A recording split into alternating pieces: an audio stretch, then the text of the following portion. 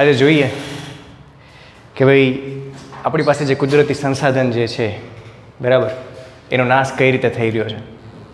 એમાંય આપણે main discuss છે એને આપણે જમીન વિશે કરીએ. ભાઈ જે કૃષિ લાયક જમીનો છે એનો નાશ કેવી રીતે થઈ રહ્યો છે. તો આમ પ્રાથમિક જોતાં એવું લાગે કે ભાઈ કૃષિ વિષયક જે જમીનો છે એ રણ પ્રદેશમાં ફેરવાઈ રહી છે બરાબર. તો એના માટેના કારણો કયા કયા, કે કૃષિ વિષયક જમીન છે એ રણમાં કેવી રીતે કયા કારણસર કન્વર્ટ થાય છે એ આપણે ખબર હોવી જોઈએ.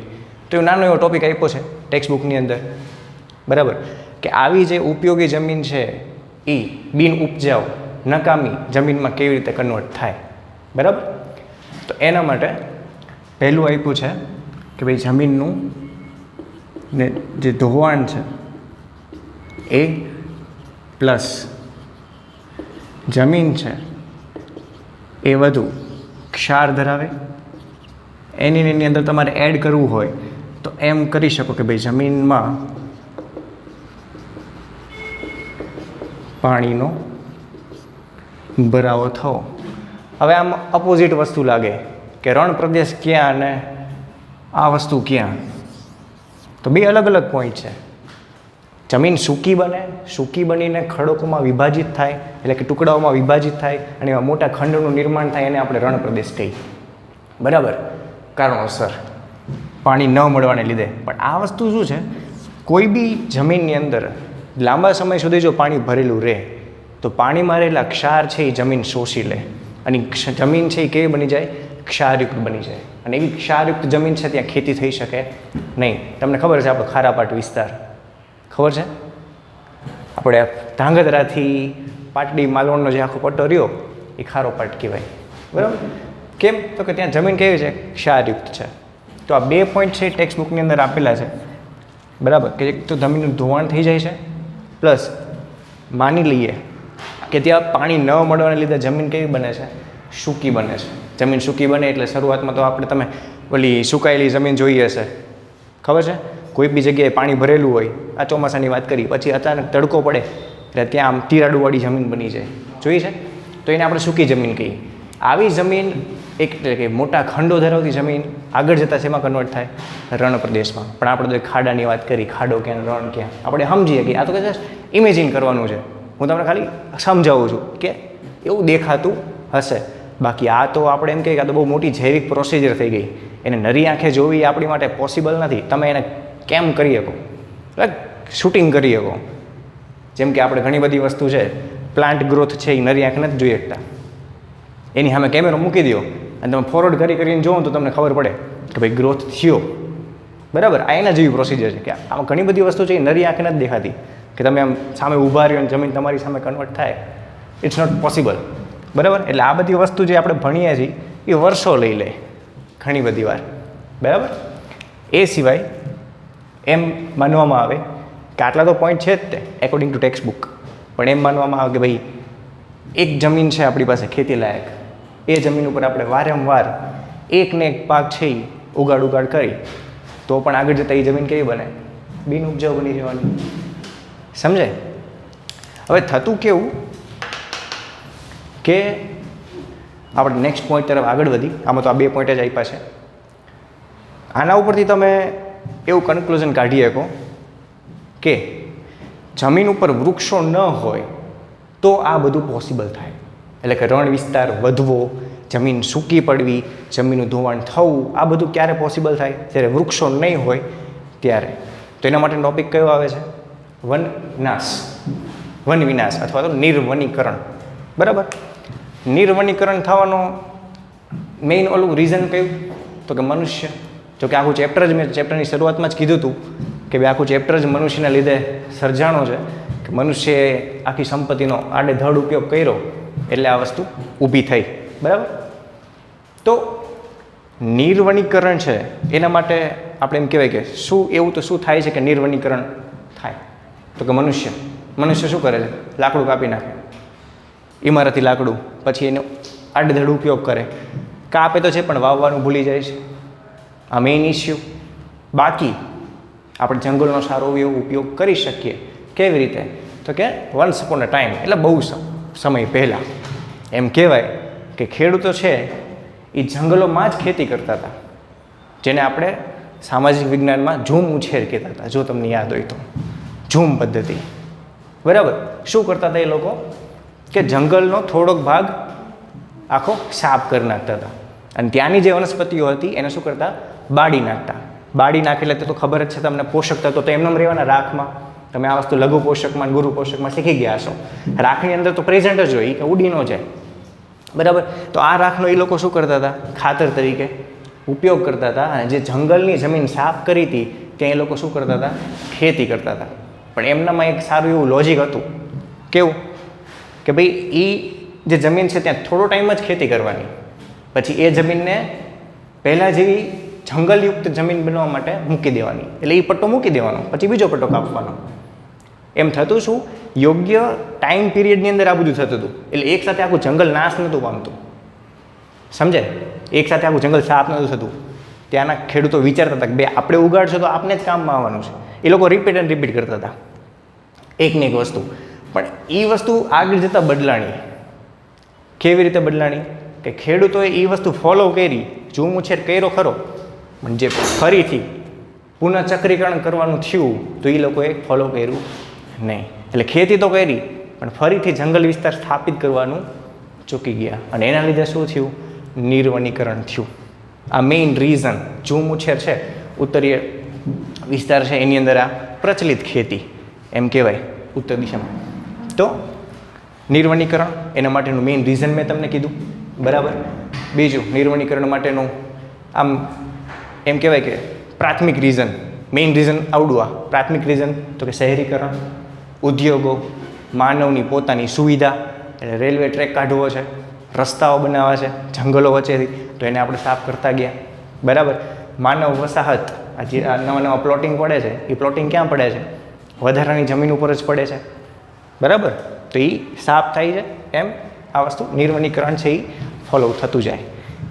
પછી હું વાત કરું કે ભાઈ નિર્વનીકરણ થવાને લીધે શું થાય. આપણે વાત શું કરી કે નિર્વનીકરણ એટલે શું, તો કે જંગલનો નાશ થવો એને શું કહેવાય, નિર્વનીકરણ. એના માટેના કારણો તો કે ઝૂમ ઉછેરને આપણે મેઇન ગણી. બાકી પ્રાથમિકમાં તો આપણે ગણી શકીએ, માનવ ઇમારતી લાકડું લે છે વગેરે વગેરે, પણ ઝૂમ ઉછેર છે એ મોટું કારણ બને. હવે કે આ જે વસ્તુ થયું નિર્વનીકરણ, વનનાશ, એના લીધે સાઈડ ઇફેક્ટ શું થાય. આપણે શું જોયું, કોના લીધે થાય તો કે ઝૂમ ઉછેર. બરાબર. થઈ ગયું, ચલો મારો ગોળી. પછી એના લીધે થાય શું, તો શું થાય, જંગલો શું મેન્ટેન કરે, ફર્સ્ટ તો કે CO2. વૃક્ષ હશે તો વાતાવરણમાં CO2નું બેલેન્સ જળવાઈ રહેશે. કેમ કે તમને આ ખ્યાલ જ હશે ને, ફોટોસિન્થેસિસની અંદર CO2 છે એ એબ્ઝોર્બ કરશે વનસ્પતિઓ. તો જ્યાં સુધી વનસ્પતિઓનું પ્રમાણ વધારે છે ત્યાં સુધી વાતાવરણમાં CO2નું પ્રમાણ છે એ વધશે નહીં. વનસ્પતિઓ શું કરશે, CO2નું કંટ્રોલ કરશે, CO2નું લેવલ રાખશે વાતાવરણની અંદર. પણ વનસ્પતિઓ ગઈ, જંગલનો નાશ થયો, એટલે પહેલી અસર ક્યાં થશે, CO2ના પ્રમાણ ઉપર થશે. CO2નું પ્રમાણ વધે એટલે સીધી અસર ક્યાં થાય, ટેમ્પરેચર ઉપર પડે. ટેમ્પરેચર ઇન ધ સેન્સ કે ગ્રીન હાઉસ ઇફેક્ટ વધી જાય. ખબર છે ને આ વસ્તુ ગ્રીન હાઉસમાં. બરાબર. કે ગ્રીન હાઉસને લીધે જે વૈશ્વિક તાપમાન છે એ વધે. વૈશ્વિક તાપમાન વધવું એને આપણે શું કહીએ છીએ, ગ્લોબલ વોર્મિંગ. ગ્લોબલ વોર્મિંગ વધે એટલે બીજા પ્રોબ્લેમ ઊભા થાય. એ આપણે જે પ્રીવિયસ લેક્ચર છે એની અંદર બધું સમજાયું છે કે ગ્લોબલ વોર્મિંગના લીધે શું થાય, ઓઝોન ડિપ્લેશન શું છે એ બધું, એટલે ઓઝોન કેવી રીતે તૂટે વગેરે વગેરે. બરાબર. તો પહેલો ઇસ્યુ કયો થયો, મેઇન કે CO2નું પ્રમાણ છે એ અસંતુલન ઊભું કરે વાતાવરણની અંદર. કેમ તો કે વનસ્પતિઓ છે નહીં. બીજું થોડુંક માઇનર રીઝન કે ભાઈ વનસ્પતિઓ નથી એટલે કે જંગલો નથી તો એવા નિવાસસ્થાનો, એમ કહેવાય કે જંગલ વિસ્તાર જેનું નિવાસસ્થાન છે, જેનું નિવસન તંત્ર છે, એવા સજીવો ભટકી જાય. આજકાલ ઘણા સજીવો એવા લુપ્ત થઈ ગયા છે કે જેનું નિવાસસ્થાન ફક્ત જંગલ હતું, પણ જંગલનો નાશ થવાથી એ શહેરી વિસ્તાર તરફ વળ્યા અને ત્યાં એ અનુકૂલિત ન થયા. અને અનુકૂલિત ન થાય તો શું થાય, એનો નાશ થઈ જાય. તો બીજું રીઝન કે ભાઈ વન નાશ થવાને લીધે CO2નું બેલેન્સ ગયું. બેલેન્સ ગયું એટલે વૈશ્વિક તાપમાન, ગ્રીન હાઉસ અસર, એ બધી ઇફેક્ટો થઈ. બરાબર. ઇફેક્ટો તો થઈ, એ સિવાય જે કુદરતી નિવાસ સ્થાનો હતા જે તે સજીવના, એમાં પણ ઘણો બધો પ્રોબ્લેમ ક્રિએટ થયેલો. બરાબર. એ પછી એમ કહેવાય વન વિનાશ એટલે શું, થવાનું કારણ, થાય તો એના લીધે હાનિ શું થાય એ જોયું. હવે વનનાશ અટકાવવા માટેના કારણો એટલે આપણે શું પ્રયત્નો કરી શકીએ, સમજાય કે આપણે શું કરી શકીએ તો ભાઈ વનનાશ છે એ ન થાય. બરાબર. તો સરકારના સહયોગ વડે સંગઠનની રચના કરવી પડે પહેલાં તો. બરાબર. જે વૃક્ષ કાપવામાં આવે છે કોઈ પણ પરિસ્થિતિમાં, એટલે કે કોઈ પણ તમારે સુવિધા માટે કાપવામાં આવે છે, તો એટલા ને એટલા વૃક્ષ છે એ તમે એનું બેલેન્સ રાખવા માટે ઉગાડી શકો. બરાબર. પછી જ્યાં જંગલ વિસ્તારનો નાશ થઈ ગયો છે એવા વિસ્તારમાં પાછું જંગલ લાવવું હોય તો શું કરવું પડે? તો એના માટેનું એક બેઝિક ફંડામેન્ટલ છે. કેવું? સિમ્પલ છે કે જ્યાં બાવળ ઉગતા હોય ને ત્યાં આંબો ન ઉગે. આ ખાલી લોજિક છે. બરાબર. ખાલી વિચારવાનું એવું. બરાબર. કે ઓલી રણકાંઠાની વનસ્પતિ થઈ. બરાબર. તો આવું જંગલમાં ન લાગવું પડે. જંગલમાં જે વૃક્ષો ઉગતા હોય એની જૈવ વિવિધતા પોતાની સેપરેટ હશે, એ લોકલ વિસ્તારમાં નહીં ઉગતા હોય. સાચું ખોટું? બરાબર ને? ત્યાં લીમડા ને આસોપાલવ ને જાસૂદ ને એવું ઓછું હોય, સમજાય?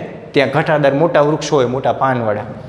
તો જો આપણે જૈવ વિવિધતા તો જાણીએ છીએ, બરાબર, કે વનસ્પતિઓની જાતિ પ્રજાતિની આપણે ઓળખ છે, તો આપણે જો એ જાણી લઈએ કે અહીંયા જંગલ હતું, વન્સ અપોન અહીંયા જંગલ હતું, પણ એ સમયે આ જમીન ઉપર આ જાતિ પ્રજાતિની વનસ્પતિઓ ઉગતી હતી, તો આપણે એ જ જાતિ પ્રજાતિ ફરીથી પ્રસ્થાપિત કરી તો ત્યાં પાછું શું થઈ જાય?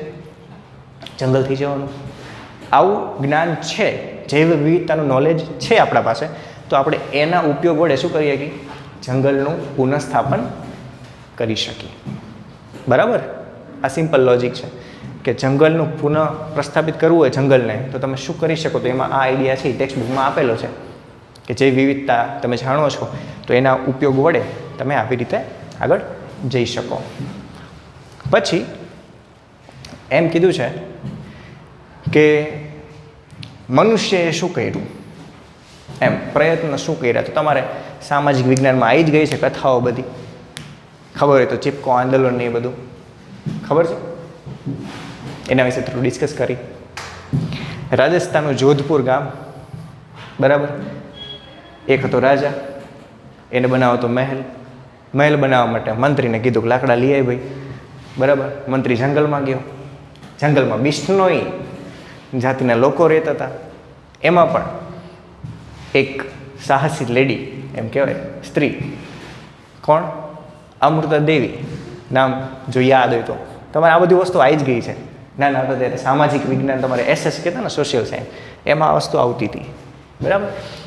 તો કે અમૃતા દેવીએ અને એમના જે આખી વસ્તી છે એના લોકોએ એવો નિર્ધાર કર્યો કે વૃક્ષો કાપશો નહીં, અને કાપવો હોય, વૃક્ષો કાપવા હોય તો પહેલાં અમારો જીવ લ્યો.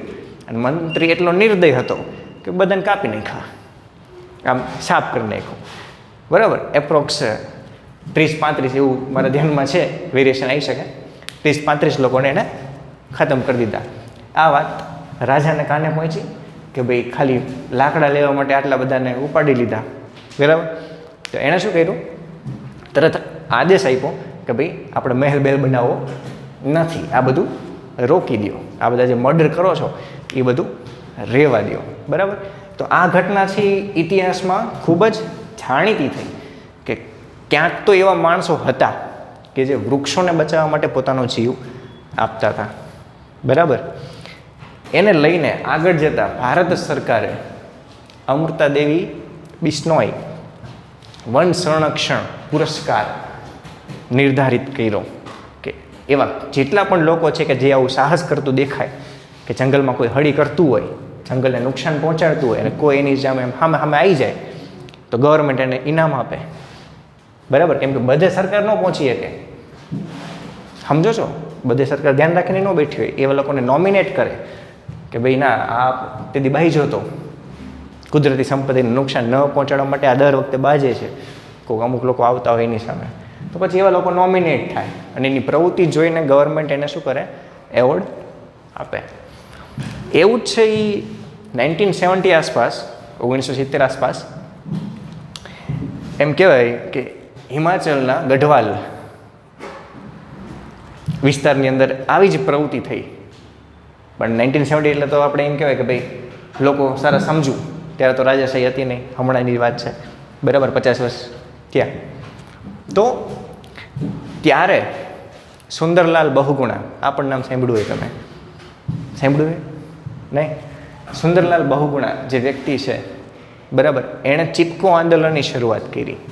અને આ ચિપકો આંદોલન છે હિમાચલ એટલે ઉપર કહેવાય ને, ઉપરથી આપણે એમ કહેવાય કે ગુજરાત તરફ આગળ વધ્યું.